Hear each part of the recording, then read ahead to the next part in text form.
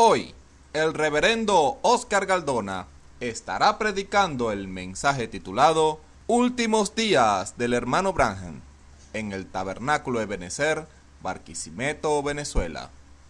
Ahora escuchémoslo mientras el culto comienza. Voy a darles someramente el bosquejo de uno de los últimos mensajes del hermano Branham.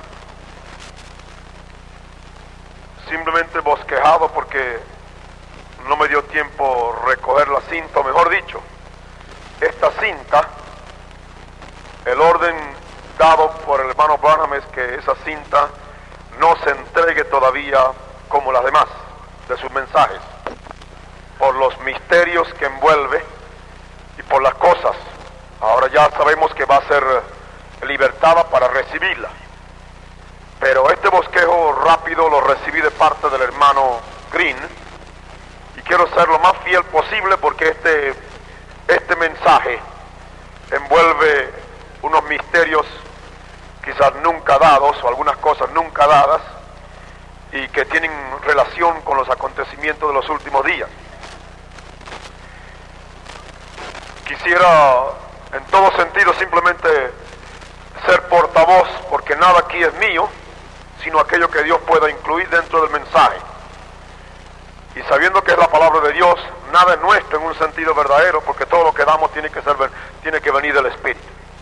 Pero no hay duda de que algunos mensajes o algunas predicaciones, cuando no son dadas por el Señor a la persona, sino dadas por otro, hay tendencia pues a ver algunas cosas un poquito diferentes.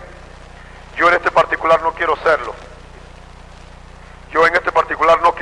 Sino dar completamente lo que me ha sido dicho en este mensaje, porque va a ser una preparación, si usted sigue en el orden, a lo que le voy a decir esta noche. El hermano Branham en su mensaje habló del Salmo 27. Y el Salmo 27 comienza a hablar diciendo: Jehová es mi luz y mi salvación, ¿de quién temeré? Jehová es la fortaleza de mi vida, ¿de quién me he de atemorizar? Cuando se llegaron contra mí los malignos, mis angustiadores y mis enemigos para comer mis carnes, ellos tropezaron y cayeron. Aunque se asiente campo contra mí, no temerá mi corazón, aunque contra mí se levante guerra, yo en esto confío. Y está hablando aquí del testimonio del salmista, que no tenía temor absolutamente. Dice: una cosa he demandado a Jehová, esta buscaré, que esté en la casa del Señor todos los días de mi vida, para contemplar su hermosura y para inquirir en su templo, porque Él me esconderá en el tabernáculo en el día del mal, etc. Así que después que dio este mensaje, después que leyó de esta porción, entonces leyó también en 2 de Pedro, como ante los mensajes de hoy, capítulo 3, los versículos 3 al 6, de la manera como la gente se burla del mensaje, se burla de la verdad, y como aún en el tiempo del Señor Jesucristo, la gente no ha cambiado. Verso 3 del capítulo 3 de 2 de Pedro dice: sabiendo primero esto, que en los últimos días vendrán burladores, andando según sus propias concupiscencias, y diciendo: ¿dónde está la promesa de su advenimiento? O sea, ¿dónde está el cumplimiento de su palabra? ¿Dónde están las cosas que el Señor dijo en su palabra? ¿Dónde están?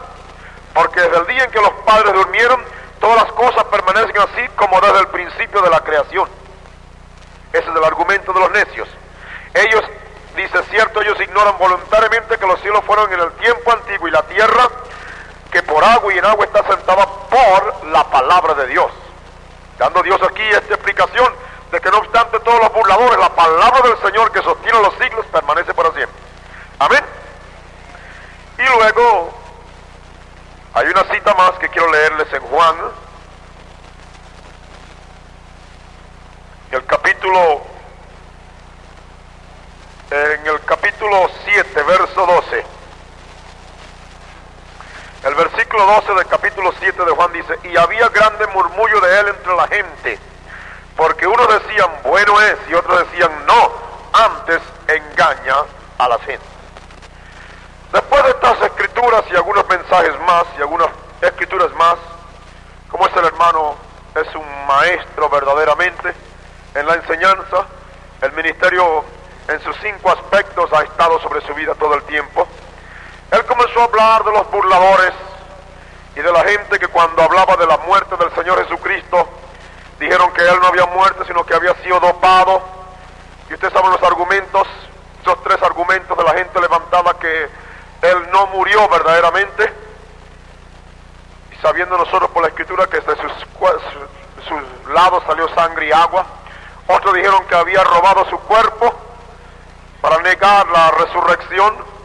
Y encontramos que los mismos hombres judíos, ellos sabiendo y teniendo más en mente lo que había dicho el maestro, fueron los primeros en hacer que su cuerpo fuera sellado por la guardia romana.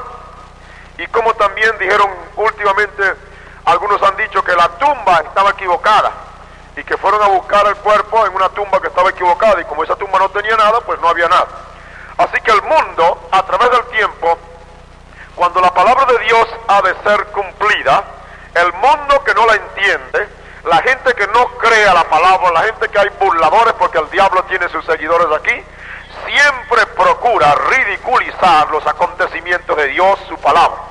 Y el Señor Jesucristo en la cruz del Calvario parecía ser la más grande mofa de la gente, mientras que estaba perfectamente cumpliéndose la palabra del Señor. Amén. Y Dios usa hasta el diablo para cumplir su palabra, porque la palabra de Dios, dice la Escritura, permanece eternamente en los cielos.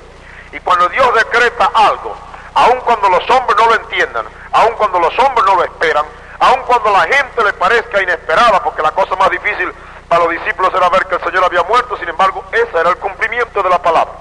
Pero la gente, cuando Él estaba en la cruz, se burlaba de Él y decían: a otro salvó, a sí mismo no se puede salvar, y se reían de su ministerio.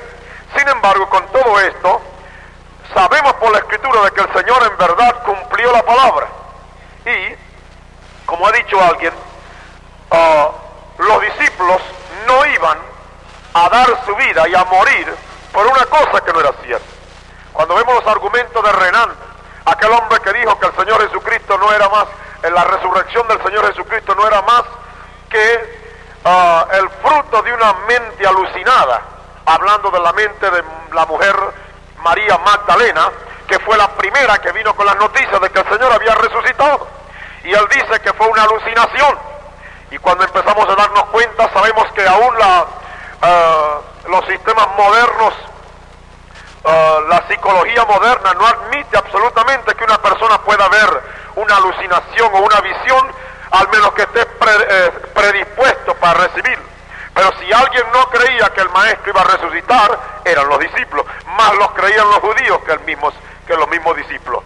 Así que la alucinación, el síncope y todas esas cosas, y el cuerpo robado, no era absolutamente ninguna fuerza que pudiera permitir que los discípulos que habían andado y comido con el Señor y conocían, podían en ninguna manera morir por esa verdad que habían creído.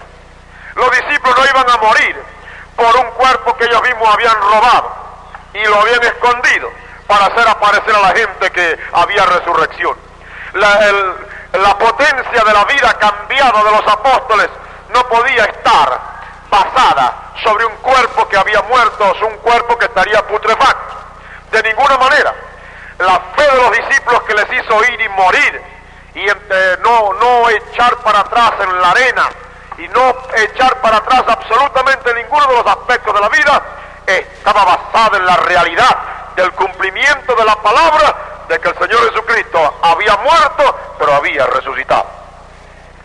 La vida del Señor, en él ya fue cumplida perfectamente todas las profecías del Antiguo Testamento. Hoy día sabemos que, como ayer, millones de personas procuran hacer lo mismo que ayer, desacreditar la verdad. Y hoy encontramos la inmensa mayoría de personas aún llamadas cristianas, como la Iglesia Católica, que desacredita la Biblia, que es la palabra del Señor. Sin embargo, en todo lo que desacreditan y todo lo que hacen, nos estamos dando cuenta que ellos están cumpliendo fielmente lo que Dios ha dicho en su palabra. Hoy día nos damos cuenta de cómo las naciones están derrumbándose y cómo señales están siguiendo cada paso de la revelación que Dios a través de su siervo nos ha dado en los 7 sellos, cuando el primer sello nos habla del caballo blanco y luego del caballo rojo y luego del caballo negro, y como cada uno de ellos simboliza la misma persona, simboliza el mismo sistema, y como desde la antigüedad hasta nuestros días, ahora con la revelación abierta nos estamos dando cuenta del perfecto y cabal cumplimiento de la palabra. Dios en su providencia ha permitido que el pueblo, la novia, no solamente oiga, sino que entienda este misterio que estaba sellado desde los siglos en Dios. Pero el mundo no lo ve, el mundo no ve esto. Hoy veía la prensa aquí, y ayer en Nueva York, y anteayer en Jeffersonville, y en estos lugares, y veíamos los grandes letreros en los periódicos: la fuerza del presidente estadounidense, la fuerza del Papa, la fuerza de Fanfani, el presidente de las Naciones Unidas, la fuerza de un hombre aquí o de un canciller acá, con un propósito, y es procurar hallar la paz. Y el Papa, en el mensaje de antenoche, o sea de Año Nuevo, le envió mensajes al presidente de la China, y al presidente de Rusia, y al presidente de los Estados Unidos, y a Vietnam para arriba y a Vietnam para abajo, todo esforzándoles, hablándoles personalmente que ha llegado el momento de hallar la paz y de hallar la solución de los problemas mundiales. Y el mundo, que no conoce la revelación, que no conoce la palabra de Dios, está tragándose esa solemne mentira, creyendo que va a haber paz. Y están creyéndolo, y en la porción que acabamos de leer dice: cuando digan paz y seguridad, vendrá sobre ellos destrucción de repente. La paz no la puede dar ningún hombre, sea papa quien sea. Y Dios dice: cuando más se esfuercen por buscar la paz y declararle y decirle: ahora sí tenemos paz, ahí está. No es rarísimo, hermanos, que hace 3 años que el hermano Branham recibió la revelación de los sellos. Y ha llegado el momento ahorita, ha llegado el momento ahora, justamente en diciembre del 62, oiga bien, en diciembre del 62, que él predicó los sellos en el 63, en diciembre del 62, 63, 64 y 65, 3 años en este mes, 3 años, fíjese usted el ministerio tipificado, 3 años.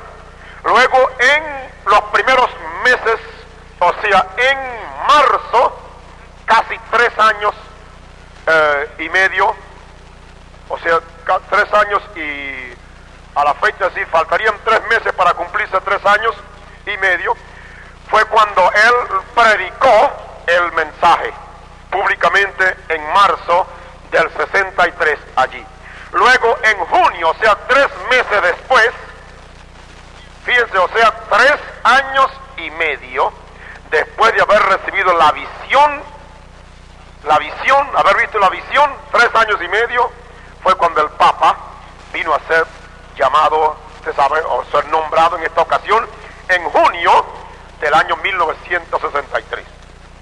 Entonces de allí sabemos que él ha seguido dando pasos, ha sido el hombre que ha salido de allí, que ha revolucionado esto, y que desde justamente de ese tiempo, por cuanto su precursor, que por decirlo así también se llamó Juan 23, él como el precursor de este, fue preparando la situación, y aquel comenzó a convocar los concilios, y él ahora, fíjense, dense cuenta del detalle, él le fue preparando los concilios, abriéndolos, hasta que este entró en la fuerza de los concilios.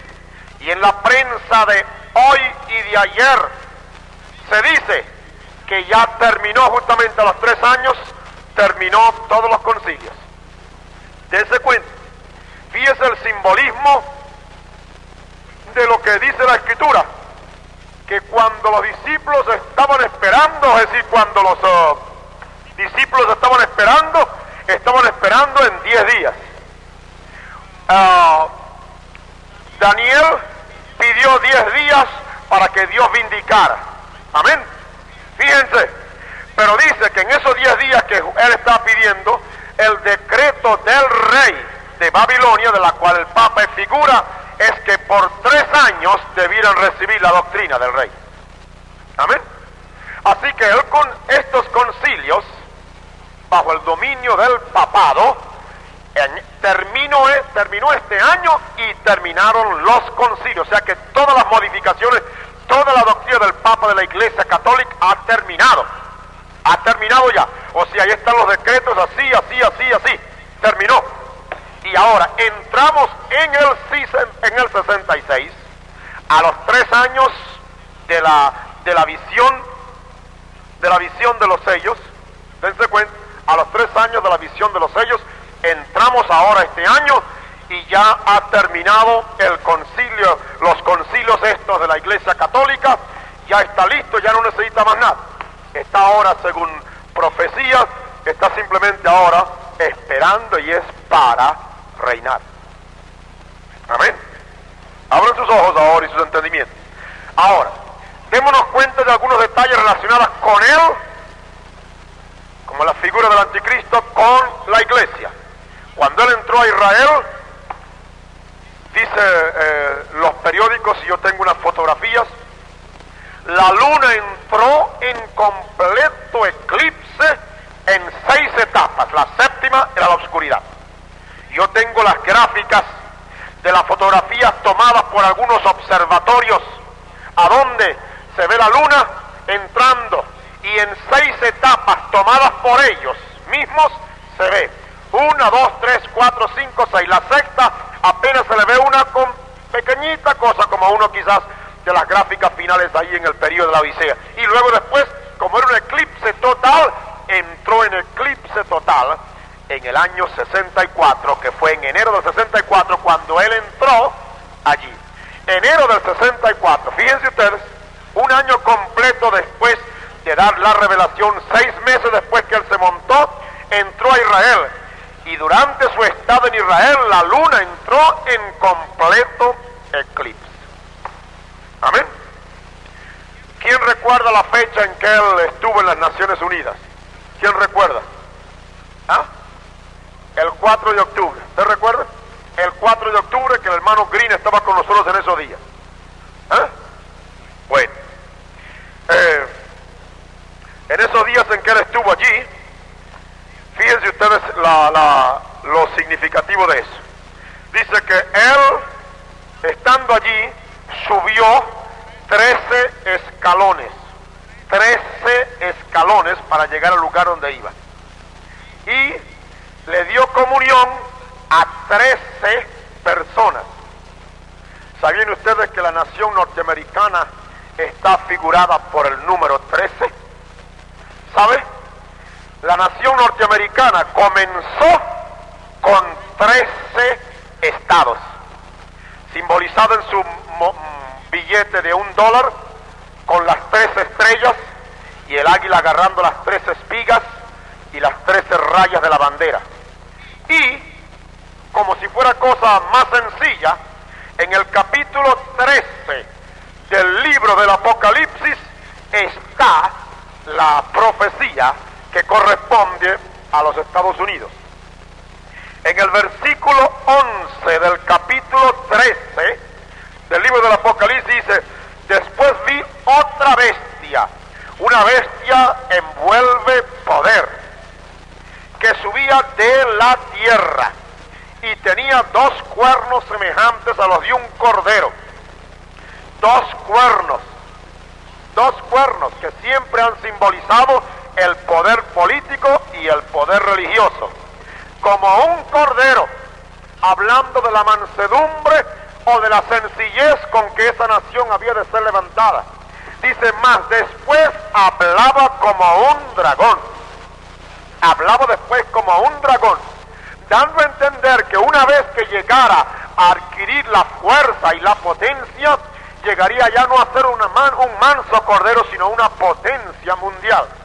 El verso 12, por cuanto aquí la bestia es poder, fíjense, verso 12 dice: y ejerce todo el poder de la primera bestia en presencia de ella. Todo el mundo sabe que el anterior de este capítulo, hasta donde llega el versículo 1 al 10, está hablando de una bestia, y Y esa bestia justamente sabemos nosotros que es el mismo Satanás encarnado en su candidato que ha estado preparando por muchos años. El poder, la bestia es la potencia que simboliza a Roma dominando a través de un hombre en la cual será encarnado la misma potencia del enemigo. Pero ahora, fíjese usted la conquista que este hombre está haciendo. Este hombre ha conquistado ya a los Estados Unidos. Ustedes quizás no lo saben, pero tuve la oportunidad ahora de recibir algunas monedas en el cambio cuando lo hacemos allá y me di cuenta. La moneda de plata norteamericana, equivalente más o menos al bolívar nuestro, está hecho de un material que por el filo se ve ya como colorado. Y yo consulté con una semana y le dije, mire, pero qué rara esta moneda. Dice, ¿no sabes?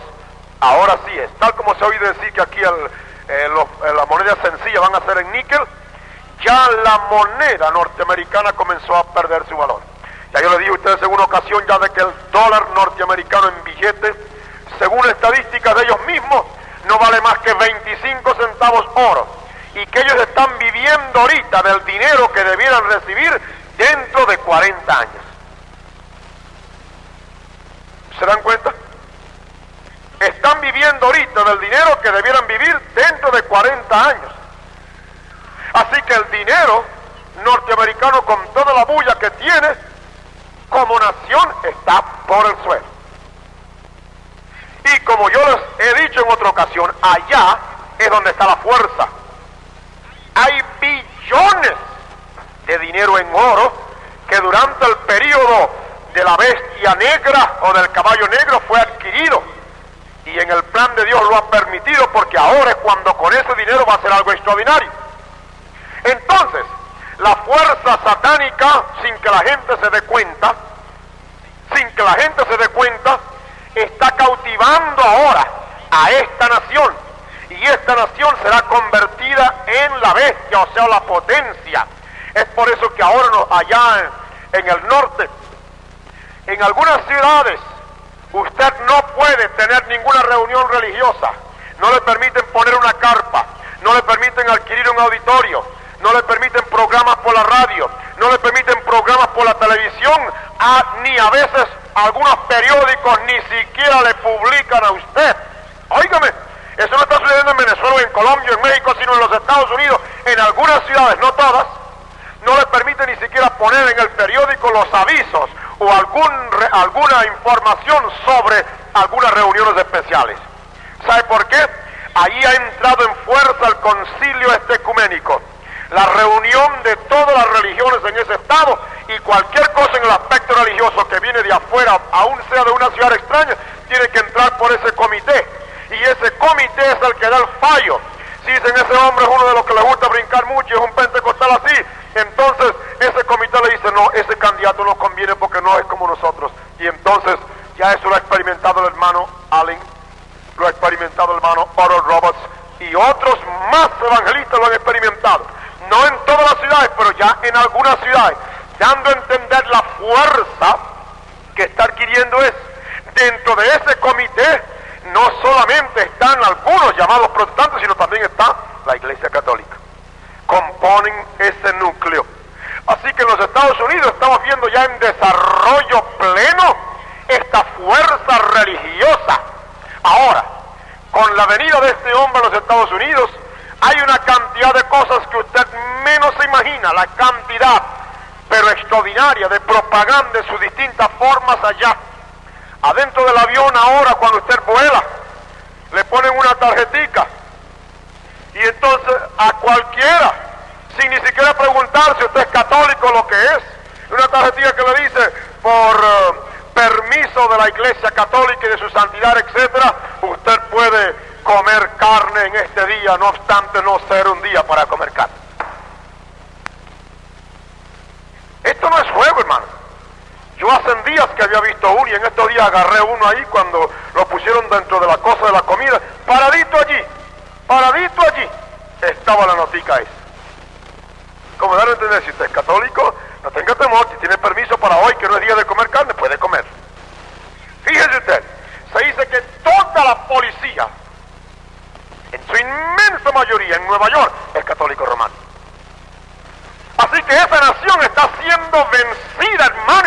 se dan cuenta porque están ciegos. Están ciegos totalmente. Por eso dice el verso 12 que esta bestia que se levanta, dice, ejercerá todo el poder de la primera bestia. Y si la primera bestia fue Roma, con su fuerza político-religiosa, de allí se va a desprender que allí va a dominar y reinar esta bestia segunda. Amén. ¿Y qué lugar más apropiado para ella? Porque allí es donde está la fuerza atómica. Por eso en los versículos anteriores dice, tendrá tanta fuerza que puede hacer que descienda fuego del cielo. La bomba atómica es fuego del cielo. Amén. Así que al decirles esto, cuando él mencionó estos detalles, es para que nos diéramos cuenta la altura que hemos llegado en el mundo. Ahora fíjense, fue Israel. Después que pasó esto, dése cuenta, después que fue a los Estados Unidos, en ese día 4, de la cual le digo que subió 13 escalones y dio comunión a 13 personas, simbolizando justamente la nación número 13, porque así comenzó. El día 13 de octubre, ustedes saben lo que pasó, el gran apagón, ¿no fue el 13? ¿Quién recuerda la fecha? Bueno, el mismo día 13 fue, el mismo 13 de octubre, él vino el 4, después de haberse ido él, así como en Israel vino la luna, que figura de la iglesia que se volvió completamente oscura, porque esto es lo que simboliza. Cuando el Papa entró a Israel, vino completas y densas tinieblas sobre la iglesia. La iglesia no sabe dónde anda, exceptuando la novia, aleluya. No sabe dónde anda la iglesia. Y cuando usted oye esas discusiones, esa gente no sabe nada. Los grandes evangelistas y los grandes hombres, hermanos, que no están en la novia, no saben nada. Ya hemos oído decirle a algunas personas llamadas evangélicas y aún llamadas protestantes, pidiéndole a otros que oren por el Papa. Imagínense usted dónde hemos llegado. El día 13 que pasó el gran apagón en el norte y en Texas. Y esto es simbólico. Fue después que él vino. Nueva York simboliza la capital del mundo, porque Nueva York es la ciudad más cosmopolita del mundo entero. Ahí usted consigue, tiene cerca de 10 o más millones, creo que 12 millones fue la última cifra. ¿Usted sabe lo que son eso? Lo que es eso? Casi 2 veces la población de Venezuela en una sola ciudad. Usted busca a todos los venezolanos en toda Venezuela y los reúne en un solo lugar y no tiene la cantidad de gente que tiene Nueva York. De todas las razas y naciones predominan los latinoamericanos, predominan los judíos, predominan de toda clase. Dice que hay menos americanos propiamente en los Estados Unidos, de los Estados Unidos en Nueva York, que extranjeros existen allí. Así que esa es una ciudad que en cierto sentido representa la capital del mundo, por todo lo que envuelve. Cada no sé cuántos minutos despega un avión. Yo venía ahora y cuando entré en el avión de la Viasa para hacer el viaje, usted no puede entrar directamente a la pista como hacen nuestros avioncitos aquí. Tenemos que hacer cola y ver uno y después otro y verlos así, detrás de uno una cola continua. Eso no se para. Los muelles de Nueva York envuelven cantidad de buques que día y noche están cargando y descargando. Eso es algo extraordinario. Entonces este hombre va a lo que podemos decir la capital del mundo, y tan pronto llega allí y regresa sobre la ciudad toda, además de otras partes también, viene unas tinieblas que nadie podía entender. Amén.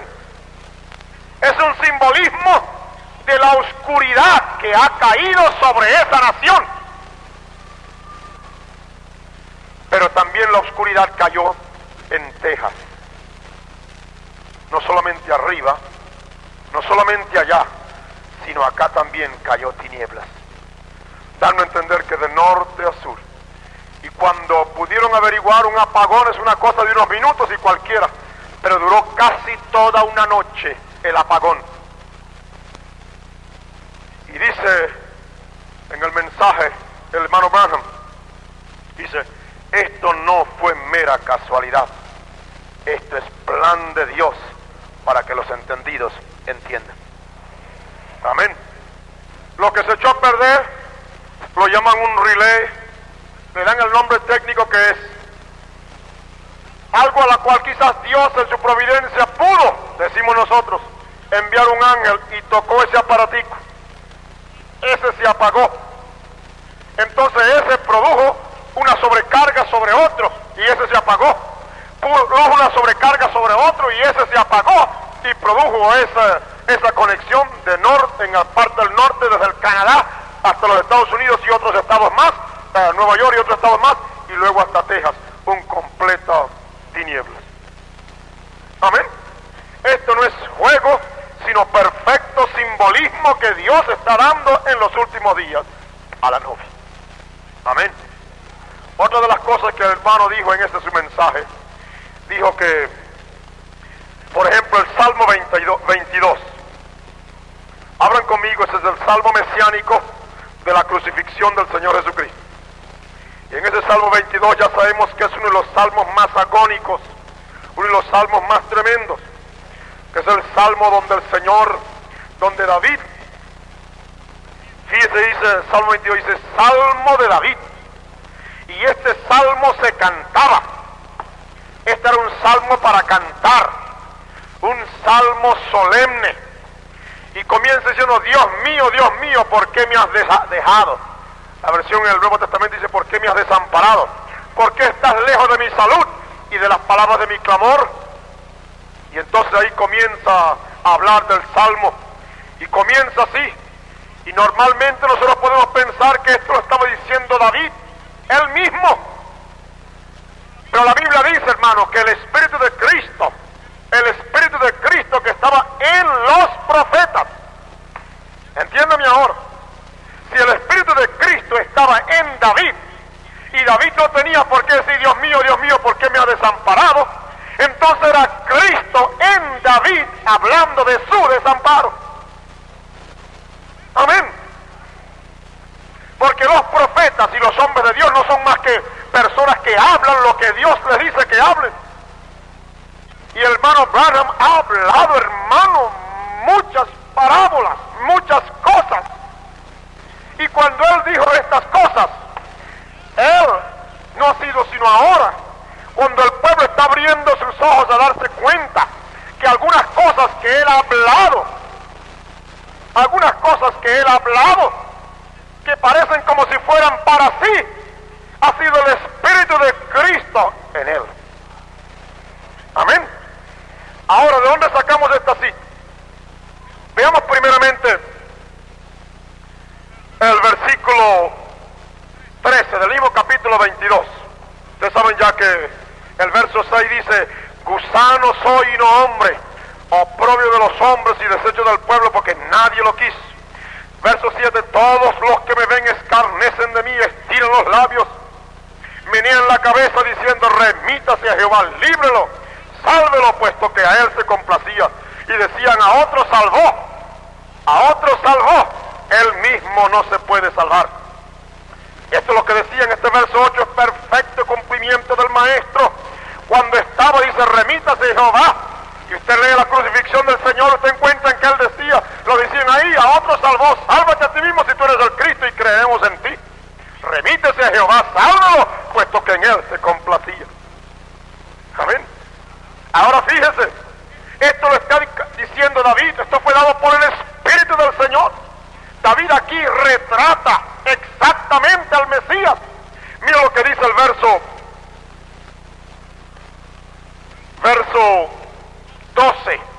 Hanme rodeado muchos toros, hablando de la fuerza con la cual el animal como toro sabe acornear. Fuertes toros de Basán me han cercado, abrieron sobre mí su boca como león rapante y rugiente. Dice, heme escurrido como aguas y todos mis huesos se descoyuntaron. Mi corazón fue como cera, desliéndose en medio de mis entrañas. Secóse como un tiesto mi vigor y mi lengua se pegó a mi paladar. Y me has puesto en el polvo de la muerte, porque perros me han rodeado, me han cercado cuadrilla de malignos, horadaron mis manos y mis pies. ¿Cuándo podía decir David eso? David no fue crucificado para decir que le horadaron sus manos y sus pies. Y él no sabía lo que hablaba, sino bajo el Espíritu estaba hablando. Pero era Cristo dentro de él que estaba hablando. Amén. Que todo el mundo sabe que David murió con sus padres, entregó el Espíritu y murió. Pero está hablando aquí de horadar las manos y los pies, o sea, de que clavos entrarían en él y había de morir. ¿Cómo podíamos imaginarnos eso? Cuando el pueblo judío, cuando una persona blasfemaba contra la palabra o contra la ley de Moisés, era apedreado. Los que crucificaban eran los romanos. Pero aquí están 1000 años antes el salmista hablando, no de algo que él sabía, sino el Espíritu de Dios que en él estaba, el Espíritu de Cristo que hablaba. Dice el verso 17: contar puedo todos mis huesos, partieron entre sí mis vestidos, y sobre mi ropa echaron suertes. Y usted sigue leyendo este salmo y usted se da cuenta que es el salmo más tremendo, donde habla de cómo Cristo había de morir, cómo Cristo en verdad es el que está allí, no es David. David no es más que la lengua o las cuerdas vocales, la persona, la carne como profeta por la cual Dios habla. Amén. Ahora miren para atrás conmigo en 1 de Pedro, en el primer capítulo de 1 de Pedro, el verso 10 y 11. Fíjense para ver que aquí no es David. Voy a probarle por la escritura que no es David el que está hablando aquí. Fíjense, dice el verso 10, 1 de Pedro 1, verso 10, de la cual salud los profetas que profetizaron de la gracia, porque ellos estaban bajo la ley, de la gracia que debe de venir a nosotros, han inquirido y diligentemente buscado. Fíjense el verso 11 ahora, dice, escudriñando. ¿Cuándo y en qué tiempo, en qué punto de tiempo significaba el Espíritu de Cristo que estaba en ellos? ¿Y qué hacía el Espíritu de Cristo? El cual prenunciaba las aflicciones que habían de venir a Cristo y las glorias después de ellos. Amén. Así que Cristo en ellos, simplemente en el momento en que estos hombres hablaron, el Cristo de la gloria es como si hubiese estado transportado en ese día en el Calvario, y él se vio exactamente allí lo que estaba pasando, y como Dios de la gloria habló a través de la boca de David exactamente lo que había de suceder 2000 años después. ¿Cuántos me han entendido? ¿Me han entendido de veras, hermano? Yo espero que sí. Amén. Supimos que era costumbre judía que en los días de la Pascua, cuando el Cordero Pascual había de ser sacrificado, que en el mismo día, la misma hora, porque era entre las 2 tardes, cuando el Señor Jesucristo estaba en la cruz del Calvario, según el culto levítico, los sacerdotes dentro del templo, mientras él estaba allí en la cruz del Calvario, estaba cantando este salmo diciendo: Dios mío, ¿por qué me has desamparado? Eso es extraordinario, hermano. ¿Amén? ¿Por qué? El Señor, que no necesita nada, simplemente miró hacia adelante y sabía que en ese día, estando él en la cruz, iba a gritar esas cosas, iba a decir lo que dijo, y en ese mismo día, ese salmo preparado por David lo cantaban, y esa hora en la tarde estaban en el templo cantando eso. Y el hermano Branham dijo: esa nación nació para ser ciega, predestinada para ser ciega, y este salmo fue profetizado para que fuera así. Amén.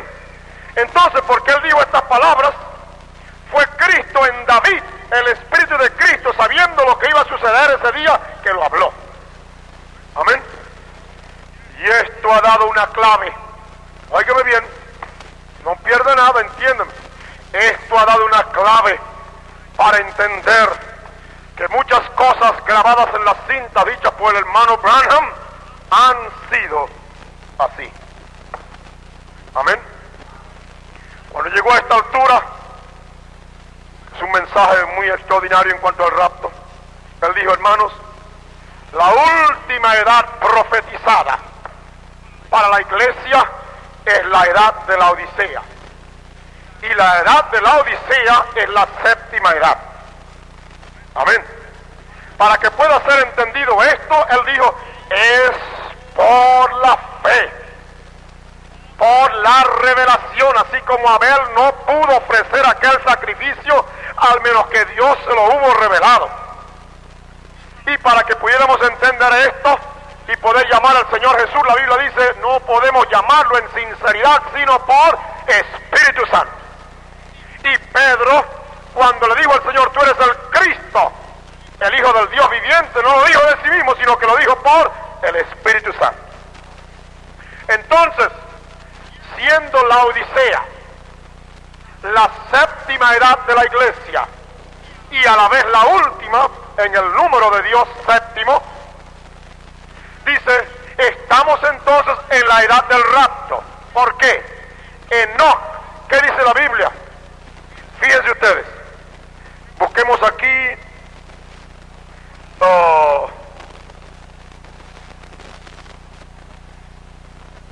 busquen aquí en el libro de Judas. Judas. Un solo capítulo tiene y el verso 14. Dice, de los cuales también profetizó Enoc, séptimo desde Adán, diciendo que, he aquí el Señor es venido con sus santos millares. Óigame ahora, Enoc, antes de la primera venida del Señor, estaba profetizando de la segunda. ¿Por qué? Enoc fue raptado. Enoc era el séptimo desde Adán. Entonces Enoc es perfecto tipo de la séptima edad de la iglesia, la Odisea, que será raptado. ¿Cuánto me entienden? Enoc dice, profetizó de la segunda venida del Señor. ¿Por qué? Dios lo tenía en la providencia como profeta, él era figura de los que habían de esperar la segunda venida del Señor, o sea, los que iban a ser raptados. Amén. ¿Cuántos me han entendido de ver? No se le pase nada porque no sé si puedo repetirles otra vez. Entonces, después de haber hablado estas cosas, nos llevó a la porción que leímos esta mañana. Primera Tesalonicenses, en el capítulo 4. Y leyó versículos 13 en adelante. Y él dijo, hermanos, queremos que no ignoréis acerca de los que mueren, que no os entristezcáis como los otros que no tienen esperanza. Porque si creemos que Jesús murió y resucitó, así también traerá Dios con él a los que durmieron en Jesús. Amén. Entonces el verso 15. Por lo cual os decimos esto en palabra del Señor, que nosotros que vivimos, ¿quién hablaba allí? Pablo, ¿no es así? Que nosotros que vivimos, que habremos quedado hasta la venida del Señor, no seremos delanteros a los que durmieron. Entonces le estaba hablando, Pablo estaba hablando como si él iba a quedar entre los que viven. Pero nosotros sabemos que el rapto no fue en el tiempo de Pablo, sino que será en este tiempo. Pero Pablo hablaba como si él iba a estar en el rapto. Amén. ¿Me entienden, hermano? Amén. ¿Entienden lo que estoy diciendo? Verso 16. Dice, porque el mismo Señor, con aclamación 1, con voz de arcángel 2, con trompeta del cielo o con trompeta de Dios 3. Allí se paró para dar una explicación de estas tres cosas que tienen relación con el tiempo que estamos viviendo. Y dijo, cada cosa sucederá a otra. 1, 2 y 3. Él dice, el mismo Señor con aclamación. Con aclamación. Y entonces dice, la aclamación es la voz del profeta revelando los misterios encubiertos de Dios. Póngame cuidado. Él dijo, con aclamación. Esta aclamación aquí dice, no hay nada escrito en la escritura por de más o por de menos. Esta aclamación aquí es la voz del profeta revelando los misterios de Dios. 17 y 17, que cuando hable el último mensajero, los misterios de Dios serán dados a conocer. ¿Para qué? ¿Qué propósito? Nosotros sabemos ya que era para volver a los hijos a la fe de los padres. Porque él dijo en un mensaje, él hizo claro en estos días que él era Elías, según Malaquías 4. Amén. ¿Para qué entonces era la voz del profeta? ¿Para qué la revelación de los misterios encubiertos? ¿Para qué? Para volver a la fe a los hijos, de tal modo que fueran regresados a la pureza de la palabra. Porque era el águila que podía remontarse las nubes. Los profetas son águilas que se remontan en las nubes y ven más que cualquier otra persona. Entonces a él le fue revelado por parte de Dios los misterios que estaban encubiertos, porque él es el águila. Amén. Amén. Entonces, era para volvernos a la fe. Y una vez que volviéramos a la fe, esta fe había de prepararnos espiritualmente. Así que la aclamación es la voz de Dios a través del profeta para volvernos a la fe, para prepararnos espiritualmente y para separarnos del mundo. Amén. Salid en medio de ellos y no tocáis lo inmundo, dijo el Señor, y yo recibiré. Así que la aclamación, dijo él, es la voz de Dios en los últimos días, hablando de los misterios ocultos para volver al pueblo a la pureza de la fe, porque solamente los que vuelven a la pureza de la fe, los que podrán estar en el rapto. Si usted no se desliga de las costumbres y las cosas, de las tradiciones, es una señal evidente de que usted no ha creído el mensaje. Amén. Si usted sigue viviendo sus costumbres de antiguo y su pecado y sus cosas, usted no ha creído el mensaje del Señor. Entonces el mensaje es para eso, volvernos a la pureza, y por eso es que en estos últimos días o en estos últimos años hemos vuelto a ver ahora la Escritura, cuando el Señor ha abierto a través de su siervo la doctrina del nacimiento de la serpiente, que claro hemos visto, a la pureza del bautismo, invocando el nombre de aquel que nos salvó. Aleluya. Amén. Cuando nos ha hablado de la predestinación, que no es del que corre ni del que quiere, sino de Dios que tiene misericordia. Amén. Nos ha hablado de la soberanía de Dios. ¿Quién puede interponerse en los planes de Dios? Y antes creíamos que usted simplemente predique y que podíamos forzar a una persona para salvar y agarrarla. Y no, si no estaba predestinada para ser salvo, no podía ser salvo nunca. Amén. Nos llevó a la pureza de la palabra, para que descartáramos todas esas cosas y para que también conociéramos conforme a la promesa que él dijo que el Espíritu sería dado para recordarnos, para enseñarnos y para decir las cosas que habían de venir.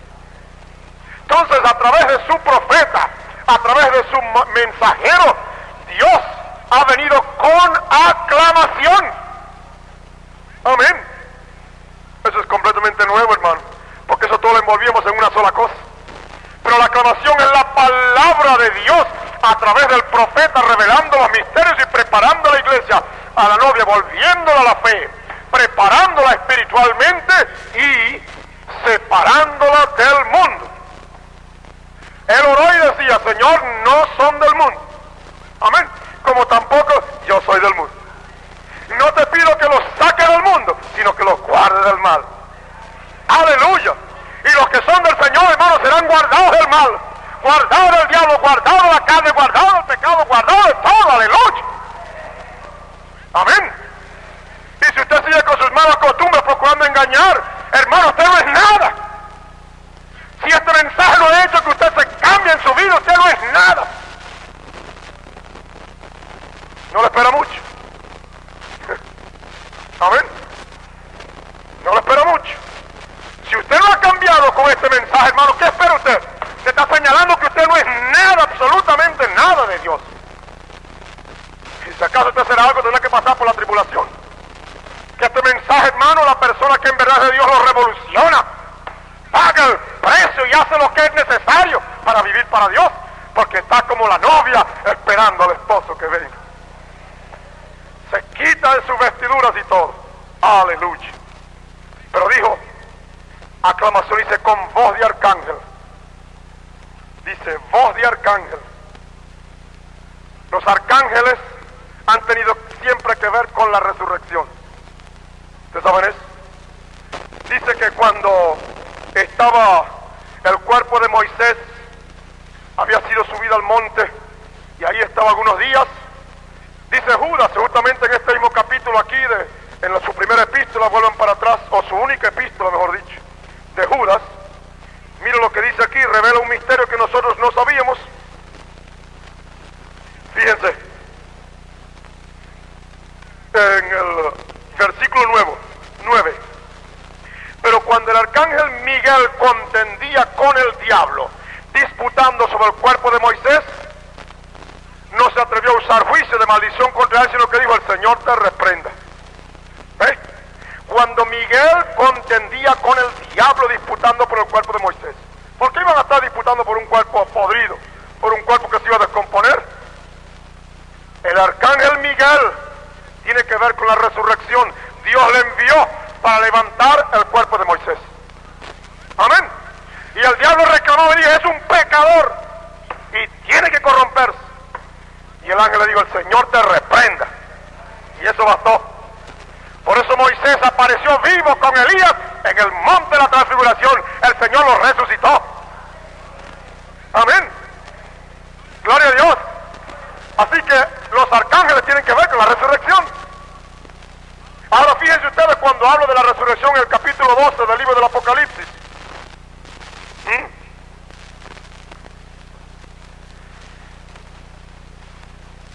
Fíjense, habla de una lucha allí. Dice el verso 7: y fue hecha una grande batalla en el cielo. Miguel y sus ángeles lidiaban contra el dragón, y lidiaba el dragón y sus ángeles, y no prevalecieron, y su lugar fue hallado más. Y todo el mundo entiende que esto tiene que ver con el rapto y la resurrección, porque aquí dice en el mismo capítulo 12, y su hijo, el verso 5 dice: y su hijo fue arrebatado para Dios y su trono. Su hijo fue arrebatado para Dios y su trono, hablando no solamente de Jesucristo como figura, sino también del rapto, porque los hijos verdaderos de Dios, que son la novia, van a ser raptados. Entonces aquí está Miguel, un arcángel, lidiando en esta situación. Ahora, cuando él dijo entonces la voz, volvamos aquí al texto en 1 Tesalonicenses, cuando él dijo aclamación, dijo con voz de arcángel. Él dijo: esta voz de arcángel significa resurrección y rapto. Y usó como figura Juan 11:38, cuando el Señor estaba cerca de la tumba de Marta, con Marta y María cerca de la tumba de su hermano Lázaro. Y cuando estaba allí, dice que él habló con voz tremenda y le dijo: Lázaro, ven fuera. Amén. Con voz de arcángel. Aleluya. Entonces dice, cuando suceda ya la aclamación, lo que falta después será el rapto. Amén. Los muertos en Cristo resucitarán primero. Después la transformación del pueblo del Señor y con ello el rapto. Pero es necesario haber creído al mensajero y al mensaje. Vivir el mensaje del mensajero, que es el mensaje de Cristo en su palabra, como prueba que vamos a estar en el rapto. Pongan cuidado. Aclamación.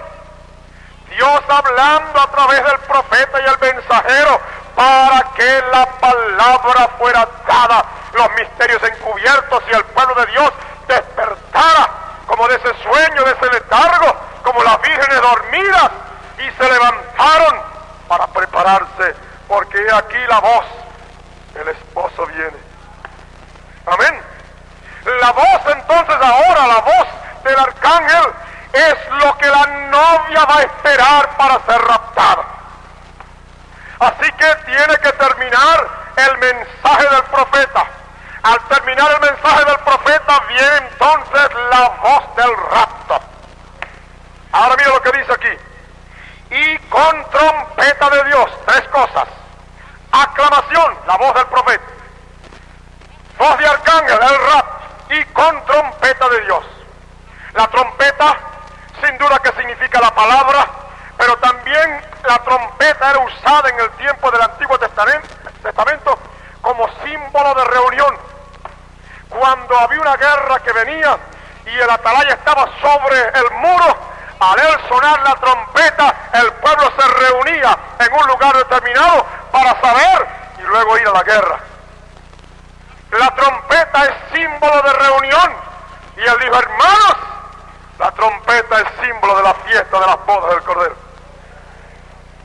Y en este sencillo versículo él dijo: hermanos, miren los tres grandes misterios envueltos en lo que antes se creía uno. Son tres: la aclamación, la voz del ángel, del mensajero; voz de arcángel, la voz del Señor, porque esa fue la que oyó Juan. Dice que oyó cuando el Señor dijo: sube acá. Amén. Pero la oyó como trompeta también, porque es reunión. ¿Sube acá para qué? La trompeta envuelve la fiesta en el cielo, que son las bodas del Cordero. Amén. Y como si no había completado ese mensaje en esa noche, digo: hermanos, hay 3 o 4 vigilias en el pueblo de Israel, según la costumbre. Y él comenzó diciendo algo que nadie sabía tampoco. Dice: la primera vigilia es de las 9 hasta las 12 de la noche, un periodo de 3 horas.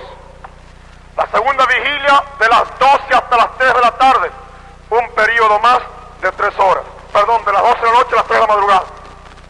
Y la tercera vigilia de las 3 de la madrugada hasta las 6 de la mañana. Son 3 periodos de 3. Número perfecto, número de Dios. 3 periodos perfectos. Entonces, él dijo: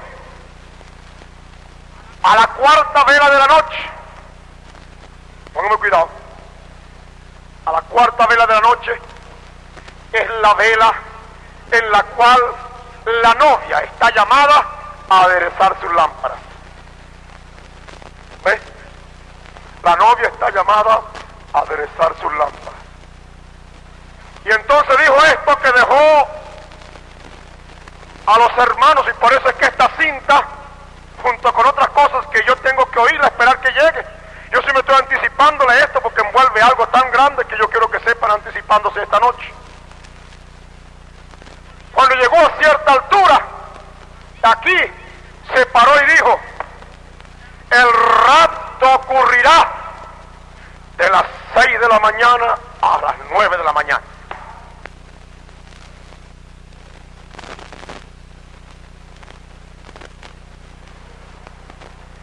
Eso ha hecho, hermano, que esos teléfonos de los Estados Unidos y con el exterior y con todas partes ha estado corriendo para allá cartas, telegramas y todas esas cosas, porque ha sido una bomba que ha dejado caer en estos días. Algunos hermanos se preguntaban en qué parte de los Estados Unidos o de la nación o del mundo será el punto de partida para el rapto. Chequeando yo esto, si estaba en Arizona y allá fueran las 8 de la mañana, en Nueva York serían las 6. Y dándome cuenta por el mapa y por la hora norteamericana, del Atlántico al Pacífico o viceversa, hay 3 horas de diferencia. Así que cuando sean las 6 de la mañana en el Pacífico, serán las 9 de la mañana en Nueva York. ¿Cuántos me han entendido? ¿Me han entendido? O sea que el continente de América entra a luz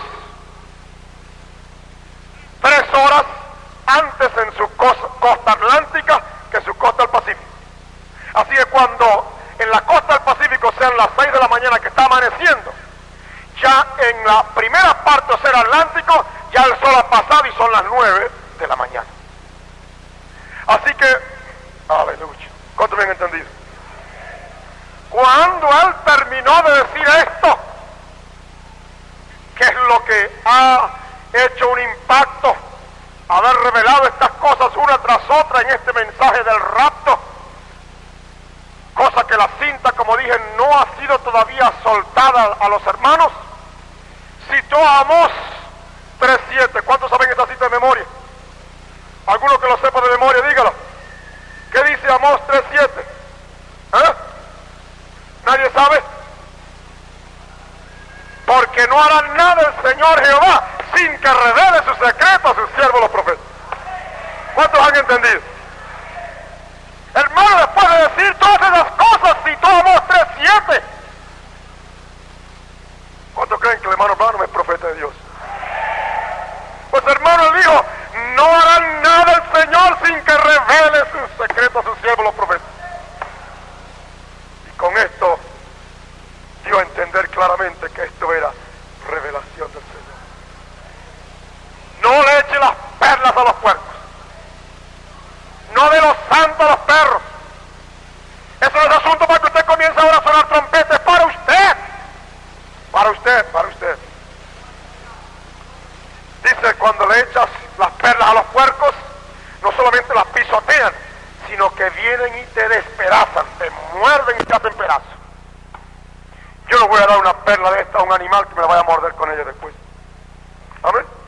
Porque no lo entiende, va a creer que es maíz, pero cuando lo muerde y se da cuenta que es algo muy duro para morder, la rabia que va a coger es venir encima de usted y decirle 3, 4 cosas. Si no lo mata con la mano, lo mata con la boca. Y la muerte con la boca es más tremenda que la muerte con los puños. ¿Verdad que sí? Amén. ¿Cuántos lo han entendido? Entonces dijo estas cosas. Hubo 3 raptos hasta cerrar el Antiguo Testamento. Y dijo Enoc, séptimo de Adán, raptado. Después Elías, el segundo. Fíjese, Enoc antes del diluvio. Allí les testificó y le dijo, el Señor viene con sus santos millares. Y les testificó, preparó a la gente y les habló. Y el Señor se lo llevó. Amén. Después de los 3 periodos, porque el 10º de Adán, 3 periodos después, ¿qué vino? El diluvio, la gran tribulación. Elías está más o menos en el centro, porque de Cristo a Abraham más o menos hay como 2000 años. ¿Ves? Y Elías está más o menos en el centro, y Elías es el segundo rapto del Antiguo Testamento. Y todos sabemos que cuando él fue raptado, enseguida bajó la doble porción sobre Eliseo. Y cuando Elías estaba siendo raptado, las palabras de Eliseo fueron: Padre mío, Padre mío. Amén. Carro de Israel y su gente de a caballo. Padre mío, Padre mío. Amén. Carro de Israel y su gente de a caballo. Que mucha gente no sabe lo que esto significaba, pero era como una oración diciendo: Dios mío, los carros, la fuerza, la potencia de la nación se va. Cuando Joás el rey, en Segunda de Reyes, visita a Eliseo, cuando Joás se acerca y ve a Eliseo en la cama, ya que va a morir, se le va encima y lo abraza y le dice: Padre mío, carro de Israel y su gente de a caballo. Y le dice el rey a Eliseo, por inspiración de Dios, las mismas palabras que Eliseo le dijo a Elías cuando había sido raptado. Amén. Eliseo sabía lo que era Elías. ¿Qué se hará la nación ahora sin un profeta como Elías? ¿Qué se hará el mundo ahora sin un hombre con la potencia de Elías que lo sabía todo? Por eso fue que cuando él le dijo: ¿qué quieres que te dé? Él dijo: no, yo no puedo aspirar menos, sino una doble potencia de lo que tú tienes. Y por eso cuando lo vio partir, esas fueron sus palabras: Señor, Señor, se va la fuerza de Israel, se va el dominio, se va todo lo que el hombre aquí en la tierra, carros de fuego, su gente de a caballo, el carro de Israel, o sea, el que lo guiaba, se va. te va. Dios le dijo: un momentico, mío, tú pediste una doble porción, toma el manto, pruébalo ahora a ver si es verdad. Amén. Hermano, cuando se va Elías, van a quedar los Eliseos. Dicen amén. Cuando Elías se va, los Eliseos van a quedar con la doble porción. Oh, aleluya. Porque está siempre entendido que Eliseo es figura de la iglesia en los últimos tiempos. Tendrá la doble porción del Espíritu. Elías ha figurado a la iglesia del Nuevo Testamento, comenzando con Pedro y Pablo y Juan y esos hombres que hablaban la palabra y las cosas llegaban a suceder tal como el Señor se lo dijo. Pero Eliseo es figura de la iglesia en los últimos días, porque la iglesia en los últimos días será la manifestación de los hijos de Dios en esta tierra. Cuando, hermano, se ha derramado el rapto, cuando se ha derramado la presencia del Espíritu Santo en esta lluvia tardía, temprana y tardía como ha sido ofrecida, hermano, la potencia de Dios será manifestada en este mundo en los hijos del Señor. Los hombres al frente de las obras, los hombres a quienes Dios ha llamado para este ministerio, para estos ministerios, en los distintos lugares y en la iglesia, sentados allí, vamos a ver el ministerio quíntuple de apóstoles y evangelistas y pastores y aleluya, amén. 5. Ustedes recuerden que cuando Elías estaba orando para que volviera la lluvia, después de haberla retenido por 3 años y medio, ustedes recuerdan cómo él estuvo orando y le dijo al siervo: anda a ver. Y el siervo iba y decía: no, nada hay. Vuelve a ver, y estaba con la cabeza metida ahí diciendo: Señor, tú has dicho que no vendrá lluvia sino por mi palabra. Y yo se lo he dicho a Acab, y le he dicho a Acab: anda y sube porque una grande lluvia suena. Y aquel siervo iba y volvía. Salía de la cueva y le decía: vuelve otra vez. Y volvía y le decía: nada todavía, Elías. Pero cuando regresó la 7ª vez, amén, aleluya, cuando regresó la 7ª vez, le dijo: ¿qué ves? Le dijo: veo una nube como la mano de un hombre. Amén, amén, aleluya. Como la mano de un hombre, como la mano de un hombre. ¿Sobre quién será revelado el brazo o la mano del Señor? ¿Quién ha creído nuestro anuncio? Decía él. Así que Elías es el segundo rapto en el Antiguo Testamento. Amén. ¿Cuál es el tercero? Jesús, que cerró el Antiguo Testamento. Amén. Decimos rapto por la manera como fue tomado. Los discípulos le vieron que era su vida. Amén. En unos casos Dios lo hace, o en el caso de Jesús, él mismo subió. Aleluya. Ahí está el tercer rapto. Luego entonces los trajo al Nuevo Testamento. Le dijo: habrá 3 también. Y dijo: uno ya ha sucedido. ¿Cuál fue? Los muertos que resucitaron en el tiempo de Cristo. Busquen Mateo 27. Mateo 27, sí. Verso 50 en adelante.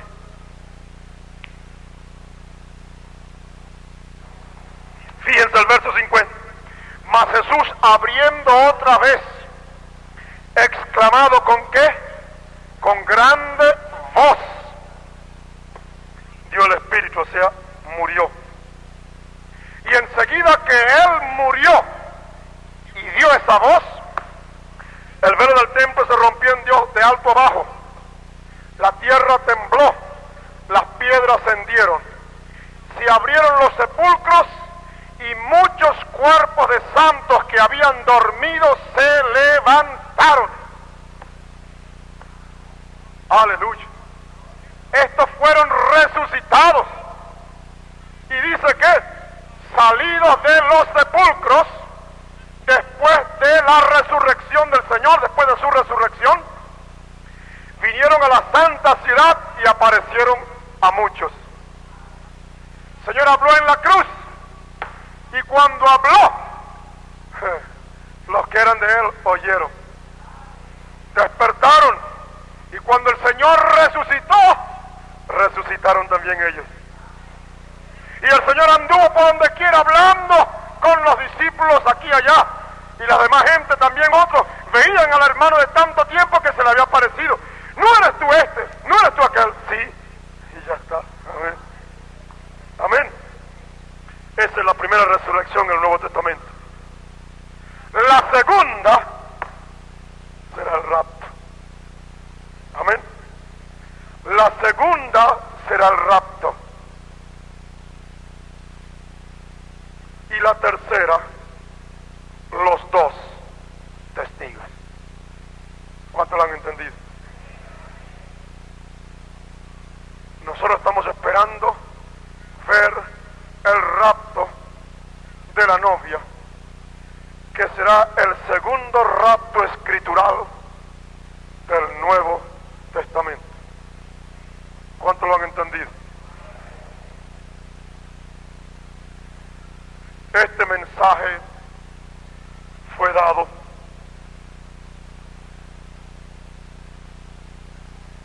y esto con muchas otras cosas de las cuales después yo podré decirles.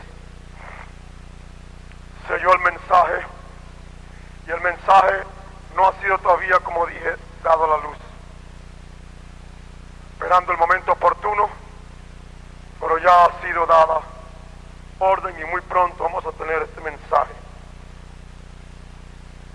Ahora yo quiero simplemente volver atrás un poquito, a ver si te pueden guardar el orden que les dije. Hubo burladores en el tiempo del Señor Jesucristo,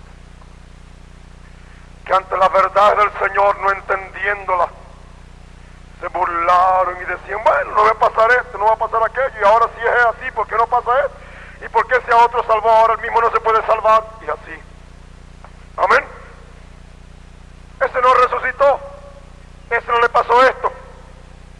Pero sabemos que si había burladores, habían fieles seguidores que murieron por la verdad que habían creído.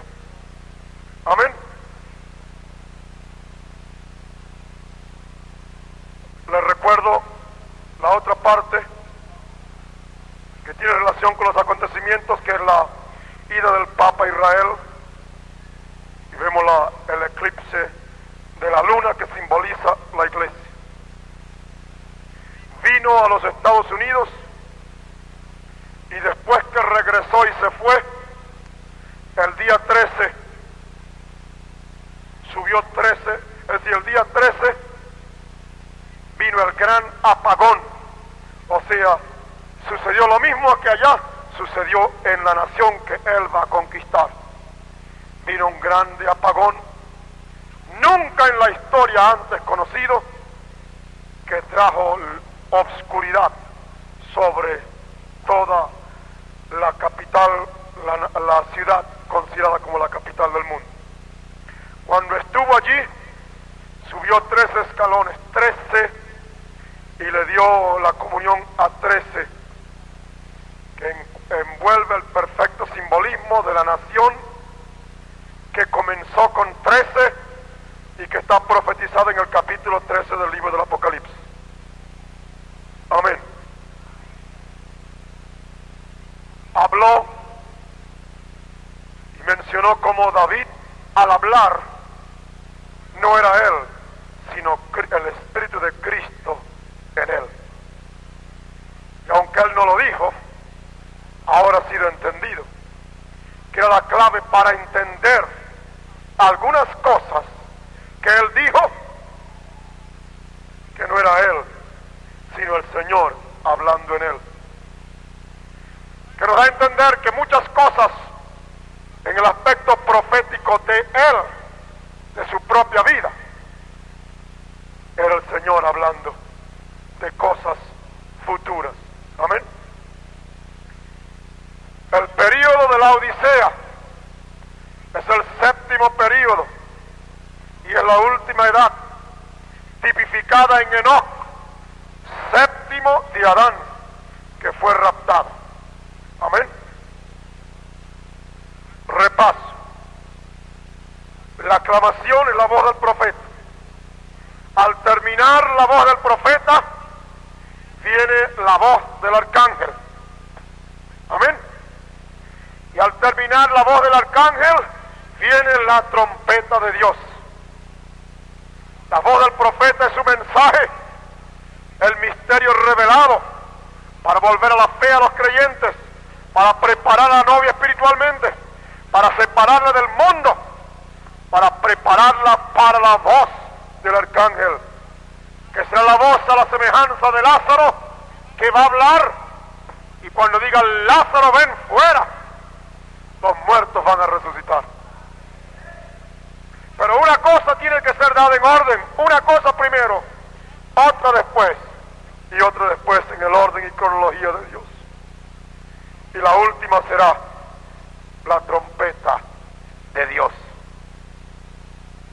Y aunque esto no fue dicho ahora, pero sí nos fue dicho mucho antes, y ahora más que nunca, sabiendo que el Espíritu de Cristo habla en el profeta, dando a entender algo que puede ser relacionado con él directamente, como algo para el futuro. No queremos ir más allá de la interpretación, pero el pensamiento, cuando habla de la voz del arcángel, ¿ves? La voz del arcángel es la resurrección y la transformación para el rapto. ¿Me entiende? Y después de eso, porque después que usted está transformado, ya usted literalmente está raptado, porque la ley de la tierra ya no tiene efecto en usted. Yo salto, tengo que volver a caer porque hay una ley.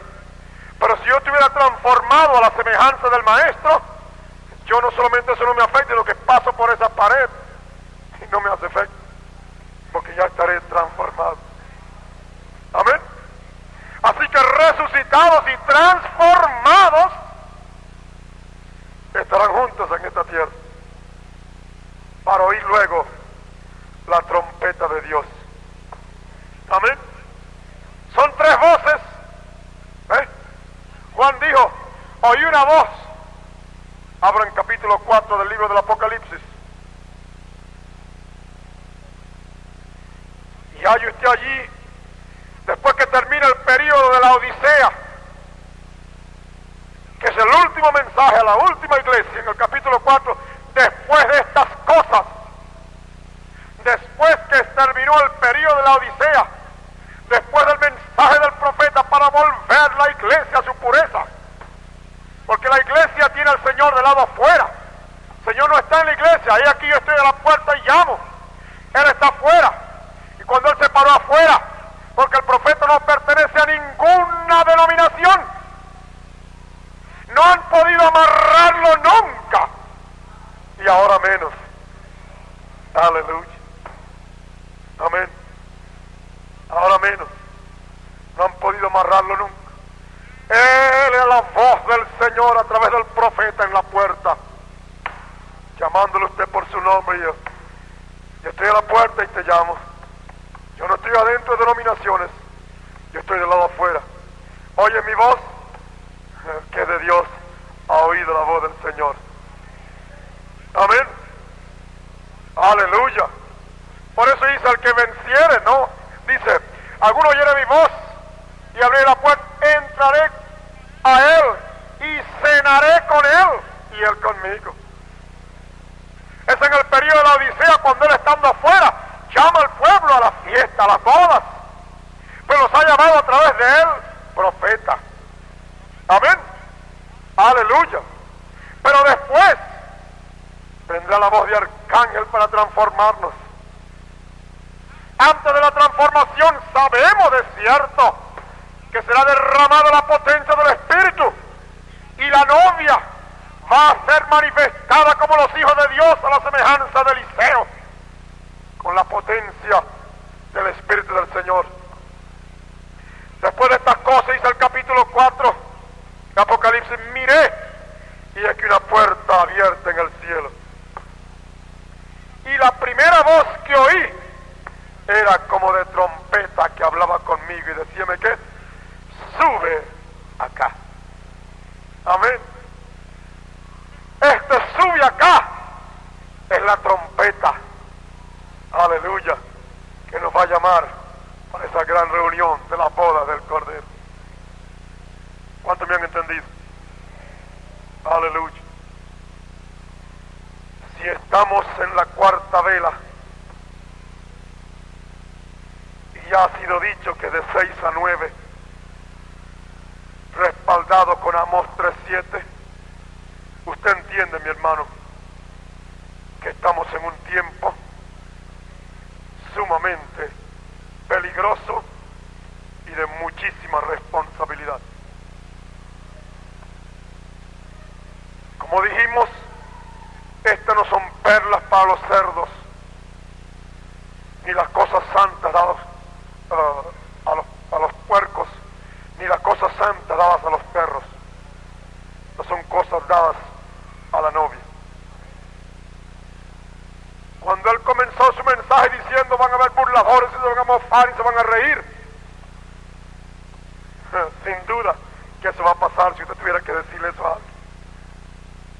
Pero no dijeron acaso eso del Señor. Acababa de ser raptado Elías, cuando Eliseo acababa de recibir el poder del manto que había caído y había roto las aguas y había pasado en seco. O sea, Eliseo comenzó su ministerio a donde había terminado Elías. La última obra portentosa de Elías, lo último y grande que hizo, fue abrir las aguas del Jordán y pasar en seco.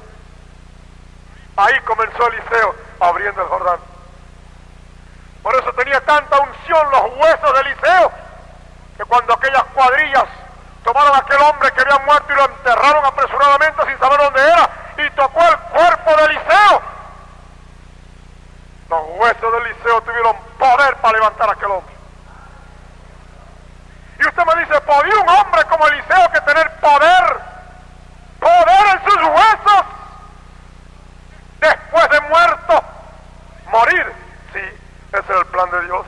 Sin embargo, mire, tenía poder en sus huesos después de muerto.